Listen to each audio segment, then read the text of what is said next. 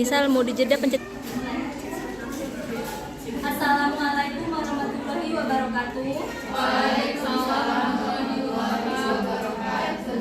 Kami kelompok 4, saya sendiri sebagai moderator Seli Rosalia, dan di samping saya ada Risma Yanti, di sebelah kiri saya ada Nita Fisyadisi, kemudian ada Suci Pratiwi, ada Nur Aini, dan ada Nurila Lutfia.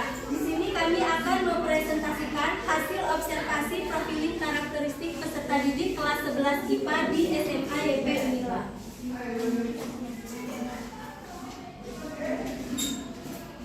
Baiklah, hasil observasi profiling peserta karakteristik peserta didik yang kami observasi ada 12, yaitu yang pertama suku, budaya kelas, status sosial ekonomi, minat belajar, kemampuan awal, gaya belajar, motivasi belajar, perkembangan emosi, sosial, moral dan spiritual, motorik dan kognitif peserta didik. Baiklah, pertama kelas yang kami observasi yaitu kelas 11 IPA 2, 3, 4, 5, 6, dan 7. Dapat dilihat. Nah, kemudian hasil observasi mengenai suku karakteristik peserta didik. Pendidik dalam melakukan proses pembelajaran perlu memperhatikan jenis suku apa saja yang ada di dalam kelas, karena data berbagai etnis sangatlah penting. Di dalam kelas ada berbagai macam etnis atau suku peserta didik. Dapat dilihat dari hasil angket yang kami berikan kepada kelas 11 bahwa untuk yang bertanda biru ya, di sini ada 39% yang bersuku Lampung, kemudian yang tandanya orange atau merah ini suku Jawa, kemudian yang warna kuning ada 10% suku Sunda, kemudian yang selain suku Lampung, Jawa dan Sunda itu ada 13%. Kemudian yang kedua yang kami observasi yaitu budaya kelas. Nah, dari hasil pengamatan, yang pertama, peserta didik dan pendidik sudah melakukan tata tertib, di mana pada masuk sekolah tepat jam 7:10 sudah masuk sekolah dan pulang sekolahnya jam 15:25 waktu Indonesia Barat. Kemudian peserta didik sebagian sudah menerapkan 3S, senyum, sapa, salam di kelas. Terlihat dari hasil observasi kami, peserta didik itu ketuanya selalu menyiapkan kelas dulu sebelum memulai pembelajaran, mengucapkan salam kepada gurunya ketika gurunya sudah memasuki kelas. Kemudian peserta didik juga sebagian sudah berperilaku baik. Hal ini terlihat mereka menghormati kami sebagai calon guru mahasiswa PPL ketika memasuki kelas. Kemudian peserta didik belum sepenuhnya menerapkan 5P, proyek penguatan profil pelajar Pancasila pada kelas 11 karena mereka masih menggunakan Turkilas. Kemudian ini ada dokumentasi budaya kelasnya, ini ada 11 IPA 5 ya. Kemudian sosial ekonomi akan dijelaskan oleh Risma Yanti. Nah, selanjutnya bagian sosial ekonomi, peserta didik dengan bervariasi status sosial saling berinteraksi dan melakukan proses pembelajaran di kelas. Nah, di kelas maupun di luar kelas. Perbedaan ini hendaknya tidak menjadi penghambat proses pembelajaran, namun tidak dipungkiri kadang dijumpai status sosial ekonomi yang menjadi penghambat peserta didik untuk belajar. Sebagai pendidik dituntut untuk mampu bersikap adil dan tidak mendiskriminatif. Nah, berdasarkan pengamatan dan angket yang kami sebar, untuk status sosial ekonomi peserta di kelas 11 rata-rata ada di kalangan menengah ke atas. Bisa dilihat di bagian angketnya, kami memberikan pertanyaan, yaitu berapa uang saku Anda ke sekolah? Nah, yang paling bisa menjawab yaitu 30.000 dengan persentasinya 27%, dan untuk uang saku 10.000 yaitu sebesar 9,1%, dan 20.000 yaitu 17%, dan ya, kurang dari 50.000 yaitu 23%. Nah, selain itu juga kami bertanya kendaraan apa yang Anda gunakan untuk bersekolah, yaitu sebagian besar menjawab menggunakan sepeda motor. Selanjutnya minat belajar. Minat belajar peserta didik tidaklah sama. Ada peserta didik yang minat belajarnya tinggi dan ada pula sebaliknya yaitu minat belajarnya rendah. Indikator minat belajar meliputi perasaan senang, ketertarikan peserta didik guru belajar, perhatian dalam belajar, keterlibatan peserta didik dalam proses pembelajaran. Sebagian pendidik harus dapat melihat indikator dari peserta didiknya. Untuk angket minat belajar bisa untuk sampel minat belajar kami melakukan observasi dengan membagikan angket, yaitu dengan hasil 58% setuju mengikuti pembelajaran biologi. Kemudian akan dijelaskan oleh Rita Setianingsih. Baik, di sini adalah kemampuan awal dari hasil pengamatan kami. Yang pertama itu untuk kemampuan awal itu kita mengamati tentang kesiapan belajar peserta didik, dilihat dari ketika guru selalu memberikan apresiasi kepada peserta didik untuk mengulang materi sebelumnya dan akan melanjutkan ke materi berikutnya. Hal ini untuk bertujuan untuk menyiapkan kesiapan belajar di awal peserta didik. Kemudian yang kedua yaitu dapat dilihat dari hasil ulangan ujian harian peserta didik. Ini ya, bisa dilihat. Untuk sampelnya mengambil dari 11 IPA 2. Kemudian gaya belajar sesuai yang kami amati itu ada 3 ya yang digunakan di dalam kelas 11 IPA, yaitu gaya belajar visual, auditor, dan kinestetik. Kemudian yang kita bisa dilihat di persentase diagramnya, untuk yang auditory ini sebanyak 38,2 yang setuju, kemudian yang visual 54 dan kinestetik 50. Peserta didik memperhatikan dengan sesama penjelasan guru, mendengarkan dengan instruksi dengan baik dan cermat, mencari referensi di internet, perlu tidak lanjut untuk mengetahui dengan cermat tentang gaya belajar mereka di kelas. Kemudian motivasi belajar akan dijelaskan oleh Suci. Motivasi belajar intrinsik adalah motivasi yang berasal dari diri siswa sendiri untuk belajar. Motivasi ini dipengaruhi oleh keinginan siswa untuk mencapai suatu tujuan tertentu. Misalnya berprestasi, masuk sekolah favorit, masuk perguruan tinggi favorit, membanggakan orang tua, dan sebagainya. Motivasi belajar ekstrinsik adalah motivasi yang berasal dari luar, misalnya lingkungan. Contoh motivasi ekstrinsik adalah iming-iming hadiah dari orang tua jika berprestasi, mengikuti saran atau nasihat dari guru, dan sebagainya. Motivasi belajar berdasarkan hasil observasi melalui angket yang kami bagikan, didapatkan bahwa peserta didik kelas 11 termasuk dalam motivasi intrinsik, di mana dari hasil angket peserta didik memiliki motivasi belajar cukup tinggi 60%. Kemudian terlihat ketika kami asistensi mengajar di kelas, peserta didik yang terlibat aktif berupa tanya jawab selama pembelajaran di kelas. Mereka cukup antusias dalam belajar dengan mencari referensi lain, tidak hanya terpaku pada materi yang diberikan guru saja, dan fokus dalam memperhatikan setiap penjelasan guru. Kemudian selanjutnya perkembangan emosi. Pola perkembangan emosi masa peserta didik adalah sama dengan pola perkembangan emosi masa kecil. Jenis perkembangan emosi yang secara normal dialami adalah cinta, kasih sayang, gembira, amarah, takut, dan cemas. Berdasarkan hasil pengamatan dan wawancara dengan guru BK, peserta didik kelas 11 IPA memiliki keberagaman dalam berekspresi.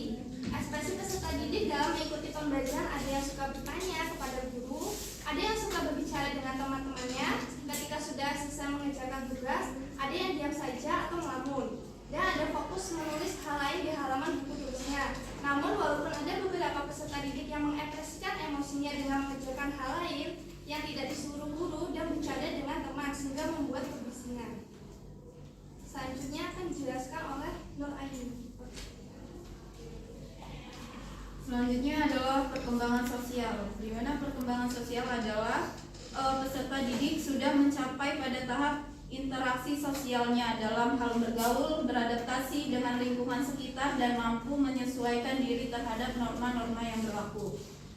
Sedangkan berdasarkan hasil pengamatan kami dan wawancara dengan guru BK, didapatkan hasil bahwa rata-rata peserta didik kelas 11 mudah beradaptasi dengan lingkungan baru atau tempat baru.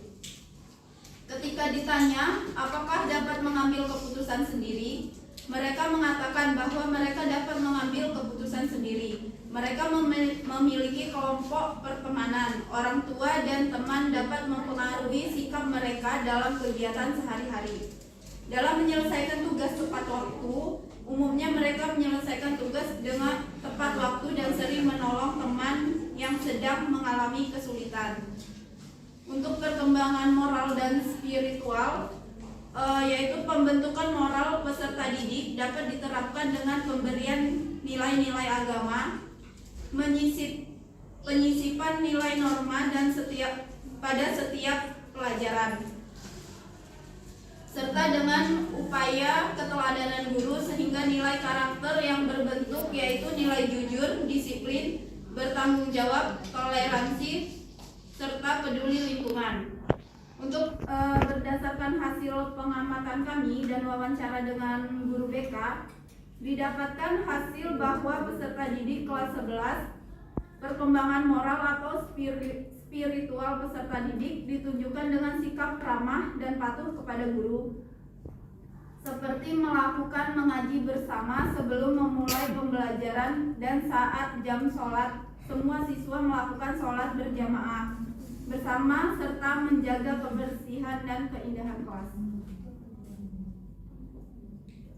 Untuk selanjutnya yaitu perkembangan motorik akan dijelaskan oleh Mbak Nur.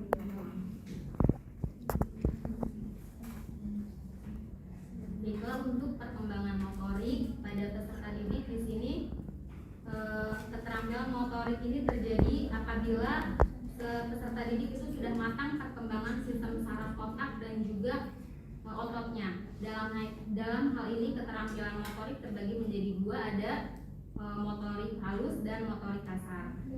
Untuk motorik kasarnya ini peserta didik sudah bisa berjalan, berlari, naik tangga dan lain sebagainya. Dan untuk yang motorik halus, peserta didik sudah dapat memotong, menggambar dan memainkan benda-benda. Nah, berdasarkan hasil pengamatan dan juga wawancara dengan guru BK, didapatkan bahwasanya peserta didik di sini sudah berkembang motoriknya sesuai dengan usianya, di mana peserta didik dalam hal ini sudah memiliki kemampuan sesuai kemampuannya, di mana terlihat dalam kegiatan pembelajaran peserta didik sudah mampu maju ke depan kelas. Selain itu juga peserta didik sudah melakukan kegiatan pembelajaran seperti olahraga. Kemudian perkembangan kognitif.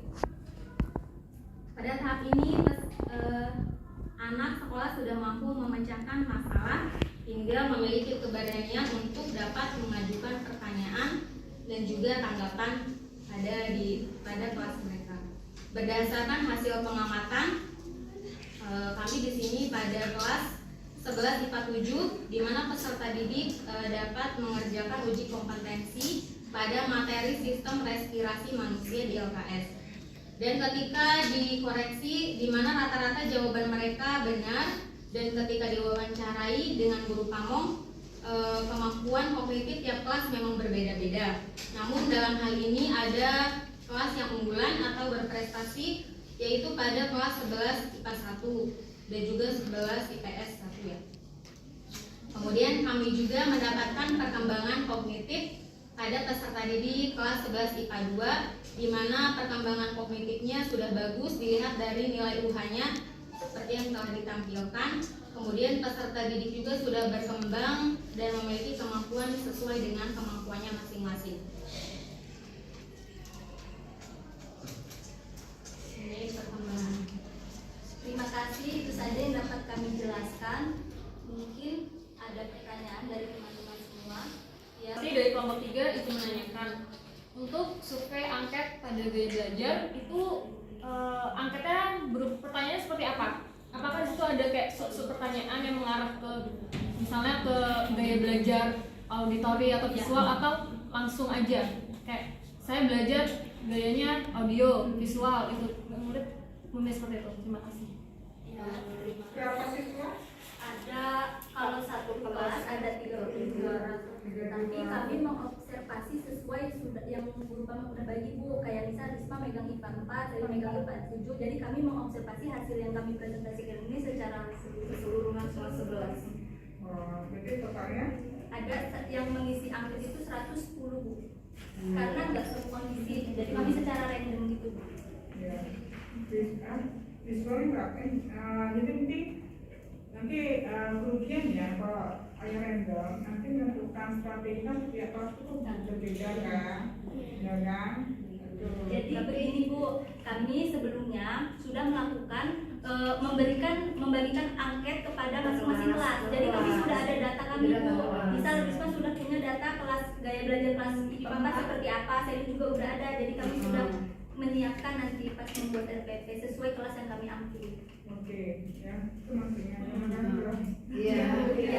Ini secara yang buat dipresentasikan. Supaya kesulitan menentukan strategi apa yang ada dengan profilnya kan? Iya. Oke. Bisa Kemudian untuk pertanyaan Mbak Natasha, tadi Mbak Natasha bertanya gaya belajarnya apakah kami menanyakan visual, kinestetik, audio gitu ya. Kami akan yang kami presentasikan ini hanya sampel ya, tapi kami menanyakannya itu banyak. Oh, jadi ada Mau pertanyaannya. dilihat enggak? Iya, boleh. Ada di halaman di PPT kami ini kami melampirkan anketnya ya, linknya. Karena kalau di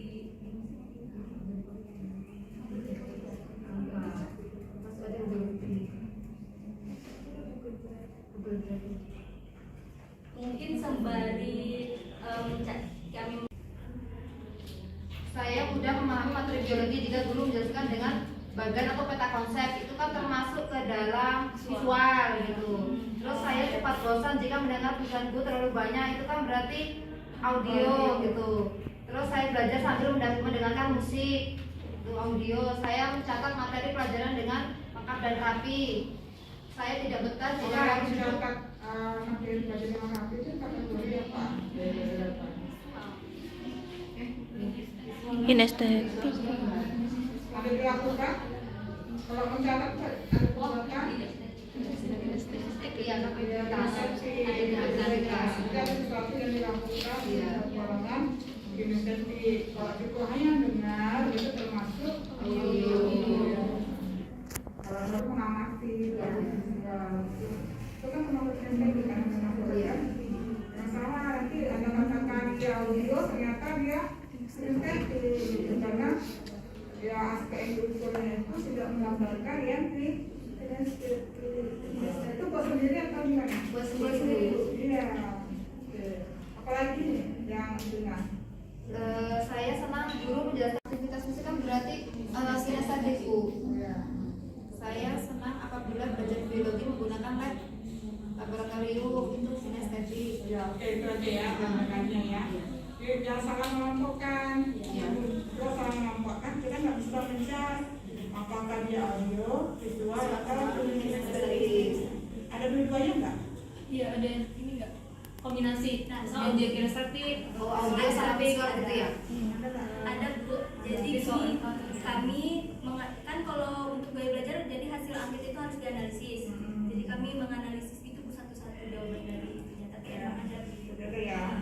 Nah, itu yang menjadi nanti di fokus karena strategi digunakan berbeda antara audio, visual atau kombinasi ya. Jadi paling tinggi yang mana berarti ada yang tinggi dua angkanya yang keduanya sama ya kan? Iya Bu. Ya. Ya silakan ditutup dari saya dulu ya. Baiklah, terima kasih sudah mendengarkan. Mohon maaf jika ada kesalahan dan kekurangan. Kepada Ibu juga kami mengucapkan terima kasih. Kami ucapkan wassalam